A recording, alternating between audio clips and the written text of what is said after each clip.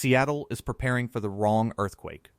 For decades, the city has lived under the shadow of the big one, a catastrophic magnitude 9.0 rupture of the Cascadia Subduction Zone, a monster fault lurking 170 miles offshore. But the real threat isn't coming from the ocean. It's already here, directly beneath the city's foundations, its stadiums, and its skyscrapers. A network of shallow, violent faults runs east-west straight through downtown, the Seattle Fault Zone. And in 2022, state geologists released a simulation of what happens when it breaks. It isn't a distant tremor, it's a localized apocalypse. The floor of Puget Sound thrusts upward, unleashing a 33-foot tsunami. That wave doesn't take hours to cross the Pacific. It hits the Seattle waterfront, Elliott Bay, the ferry terminals, in less than 3 minutes, before the shaking has even stopped. What's the one Seattle landmark you always assumed was permanent? Let me know in the comments below. This information is not theoretical. It is a documented certainty waiting to happen. If you're already realizing this information is critical, you need to subscribe. A huge number of people watch these intelligence briefings and simply forget to hit that button. Don't be one of them. It is the only way to guarantee you get the next update in this unfolding story. Let's begin. The Seattle Fault was never supposed to be the main character in this story. For a generation, that role belonged exclusively to Cascadia. The Cascadia Subduction Zone is a 600-mile-long wound in the Earth's crust, stretching from Northern California to Vancouver Island. It marks the boundary where the Juan de Fuca tectonic plate is being forced beneath the North American plate. It ruptures, on average, every 300 to 500 years. The last time it broke was January 26, 1700, a magnitude 9. Zero event so powerful it sent a tsunami across the Pacific that slammed into the coast of Japan, where samurai scribes recorded the orphan wave without knowing its source. We are now 324 years into that cycle. The pressure is building. The next big one is not a question of if, but when. But a Cascadia earthquake, for all its destructive power, happens far offshore.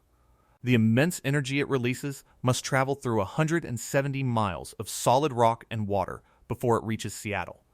The shaking is long, a low-frequency roll that can last for minutes, but a significant portion of its violent energy is dampened by the sheer distance. The city would be damaged, severely, but it would likely survive. A rupture on the Seattle Fault is different. It is personal. It is intimate. This is not a distant monster. This is a threat that lives in the basement. It is a shallow crustal fault, meaning the rupture happens just a few miles beneath the surface. There is no distance to dampen the blow. There is no buffer. The shaking is not a rolling motion. It is a violent, high-frequency whip crack directly underfoot. The ground doesn't just shake side to side. It thrusts violently upward. Geologists are clear. For the city of Seattle, a magnitude 7.5 Seattle Fault earthquake would produce significantly more intense, more destructive ground shaking than a magnitude 9.0 Cascadia quake. The city is preparing for a hurricane offshore, while a landmine is buried under the town square. And we know what this landmine is capable of, because it has happened before. For a long time, the only evidence was geological ghosts, whispers in the landscape that didn't make sense. In the late 1980s, a geologist from the U.S. Geological Survey named Brian Atwater started noticing anomalies around Puget Sound. He was a pioneer in a field called paleoseismology, the study of prehistoric earthquakes, and he was finding things that shouldn't be there. He walked the beaches of Restoration Point on Bainbridge Island and saw marine terraces, ancient shorelines, lifted far above the current high tide line. The ground here had been violently, instantly shoved upward. How far? The data would eventually show it was 23 feet. The height of a two-story building. Across the Sound, at West Point in Seattle's Discovery Park, he found the opposite. The ground here had dropped, subsided, by about 3 feet, plunging ancient wetlands into the saltwater of the tidal zone. He also found strange layers of sand buried in coastal marshes, far inland. Sand that could only have been deposited by a powerful tsunami. Not a wave from the open ocean, but a localized surge generated from right inside Puget Sound. The most haunting clue, however, lay in darkness at the bottom of a lake. Off the coasts of Mercer Island and Kirkland, hidden in the deep, cold waters of Lake Washington, were entire forests of old-growth trees, perfectly preserved, standing fully upright as if they were still growing. These weren't fallen logs. They were intact forests, drowned in an instant. This is a profoundly unsettling image. What do you think those divers felt swimming through a spectral, thousand-year-old forest? Drop a comment below. These were the pieces of a geological crime scene: the uplifted land, the sunken coastline, the tsunami sand, the sunken forests. In 1992, Atwater and a team of colleagues synthesized these disparate clues into a landmark series of 5 papers published in the journal Science. Their conclusion was unambiguous. Sometime around 1,000 years ago, a massive shallow earthquake had ruptured directly beneath Seattle. The Seattle fault was real, and it was active. The sunken forests of Lake Washington and Lake Sammamish became the key to unlocking the timeline of this ancient disaster. For decades, scientists knew the trees were there, silent witnesses to a cataclysm. But dating the event precisely was a monumental challenge. The answer would come from a combination of old-fashioned grit and mind-bending astrophysics. Researchers needed samples. They couldn't just pull up a 1,000-year-old waterlogged tree, so they sent divers down with specialized hydraulic chainsaws, submarine lumberjacks, operating in the cold, dark, oxygen-poor water, carefully cutting cross-sections, discs of wood, from the trunks of these ancient Douglas firs. The scientist leading this effort was Dr. Brian Black, a dendrochronologist at the University of Arizona. His expertise is in reading the stories told by tree rings. Each ring represents a year of growth. A wide ring means a good year. A narrow ring means a tough one. A fire leaves a scar. A drought leaves a pattern. By comparing the ring patterns from the underwater trees to those from ancient living trees on the shore, they could build a continuous timeline stretching back centuries. But they needed an anchor, a single, known event to lock their timeline into place. They found it in deep space. In the year 774 C, a massive solar flare, a cosmic ray event, bombarded the Earth.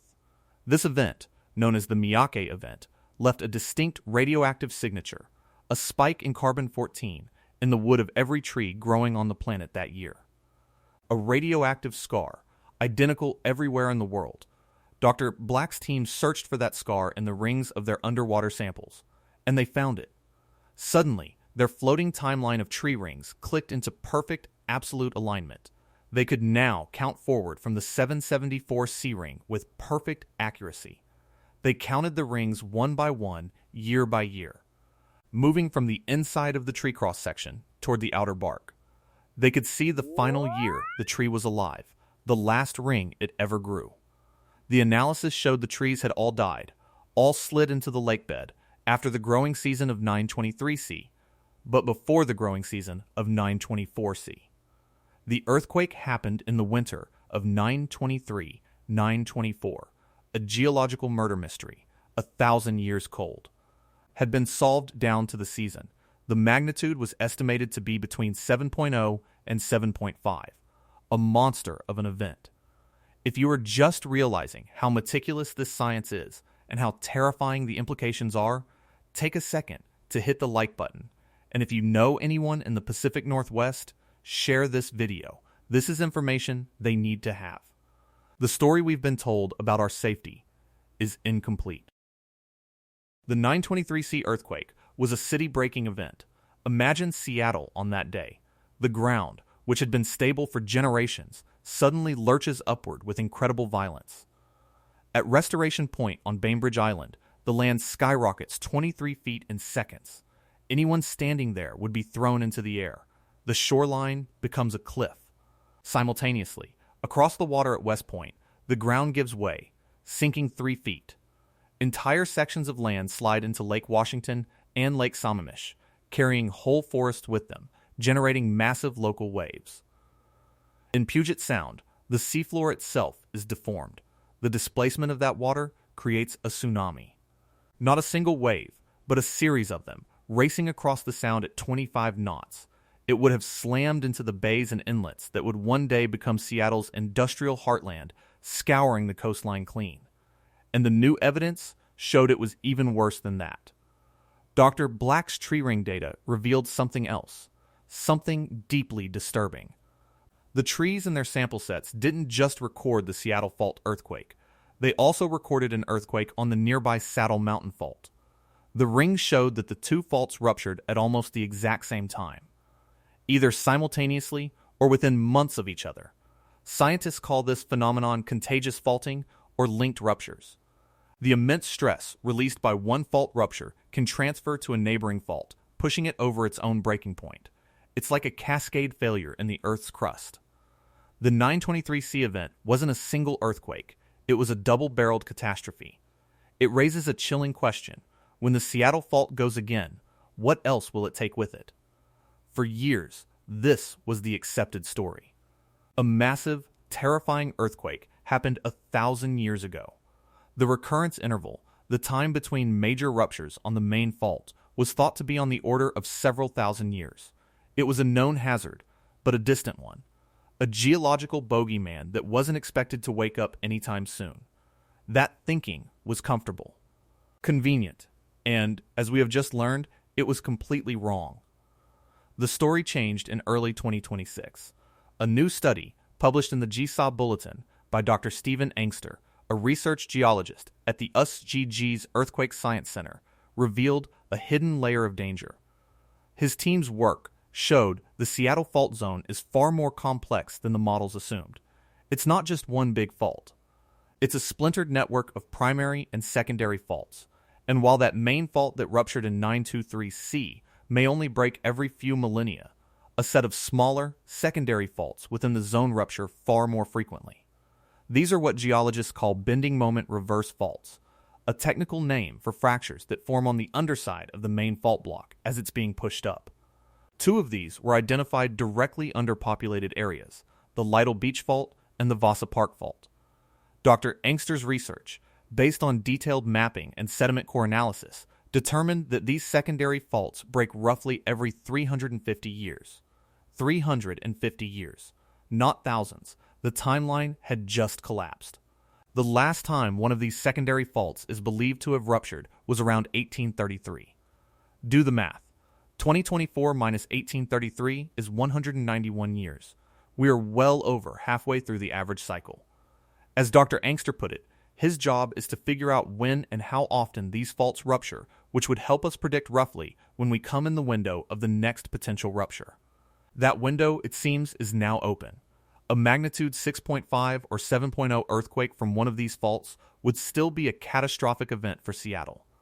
And the clock for that event is ticking on a much, much faster cycle than anyone in the public was ever told. I know I've said this once, but it is critically important. If you haven't subscribed yet, you need to. We're in the middle of a major story peeling back layers of risk that were previously unknown, and you do not want to miss the next chapter. This isn't just a documentary, it's an ongoing investigation. To understand why this is so dangerous, you have to understand the different flavors of earthquakes that shake the Pacific Northwest. Most people in Seattle remember February 28, 2001, the Nisqually earthquake, a magnitude 6.8 shaker that caused widespread damage, buckled roads, and damaged the historic Alaskan Way Viaduct. For many, Nisqually is their mental model for a bad earthquake. But Nisqually was not a Seattle Fault earthquake. It was a deep Benioff zone, or intraplate quake, happening more than 30 miles below the surface. A lot of its energy dissipated before reaching the skyscrapers and houses above. A Seattle Fault earthquake is a different beast entirely. It is a shallow crustal fault, just a few miles down. There's no cushion. The shaking bypasses the dampening effect of the Earth's deeper crust. The ground motion is sharper, more violent, and contains more high-frequency energy that is particularly destructive to shorter, stiffer buildings. For the Seattle downtown core, this is the worst-case scenario. Worse than Nisqually. And, as we've established, worse in terms of local shaking intensity than the offshore Cascadia megathrust. This profound difference in threat led the Washington State Department of Natural Resources to commission the 2022 tsunami simulation. The study wasn't just an academic exercise. It was a public warning, headed by the Washington Geological Survey, a division of the WADNR. The models showed with terrifying clarity what a magnitude 7.5 Seattle fault rupture would do to Puget Sound. The east-west fault slices directly across the Sound's floor. When it thrusts, one side of the fault goes up, the other goes down. This movement displaces a colossal volume of water instantly. The model showed that the first wave, up to 33 feet high in some places, would inundate the Seattle waterfront in under 3 minutes. For Bainbridge Island, which sits directly on top of the fault, the arrival time is even shorter. The wave would swamp ferry terminals, the Port of Seattle's industrial container yards, and the low-lying areas of SoDo, home to the city's professional sports stadiums. The water wouldn't just rise, it would come in as a turbulent, debris-filled torrent, surging inland for multiple city blocks. This changes everything. Traditional tsunami preparedness is based on the Cascadia model. The earthquake happens far offshore, and coastal communities have anywhere from 20 minutes to several hours to evacuate to high ground after the shaking stops. Sirens will sound. Alerts will go out. There is time to react. For a Seattle fault tsunami, there is no time. The ground shaking is the only warning. As Maximilian Dixon, the Hazards and Outreach Program Supervisor for the Washington Emergency Management Division, stated plainly, the ground shaking will be your warning that a tsunami may be on the way. Make sure you know where the closest high ground is and the quickest route to get there. There will be no sirens before the first wave hits. No official alert will arrive on your phone in time. 3 minutes. The time it takes to brew a cup of coffee. The time it takes to listen to one song. That is the window between the moment the world starts to violently tear itself apart and the moment a 33-foot wall of water erases the waterfront. Imagine the Port of Seattle, one of the busiest container ports in North America. Thousands of multi-ton shipping containers stacked like building blocks. In the simulation, the tsunami wave picks them up and throws them inland, turning them into battering rams. Imagine the ferry system, the lifeblood of Puget Sound transit. Terminals are destroyed. Vessels are torn from their moorings. Imagine the Alaskan Way Viaduct Replacement Tunnel, a multi-billion-dollar piece of infrastructure bored directly through the soilification-prone ground near the fault. The engineering is robust, designed for seismic stress, but a 33-foot tsunami arriving at its southern portal was likely not the primary design consideration. The city has spent billions of dollars and decades of effort retrofitting bridges, reinforcing buildings, and developing emergency plans, all with the Cascadia quake as the benchmark. That work is crucial and has made the city safer, but it was all based on a specific set of assumptions about the type of shaking and the nature of the tsunami threat.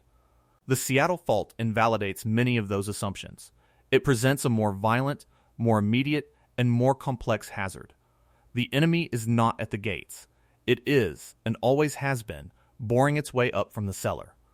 The discovery of the 350-year cycle secondary faults in 2026 is the final, terrifying piece of the puzzle. It means Seattle is not just living in the shadow of a single 1,000-year monster.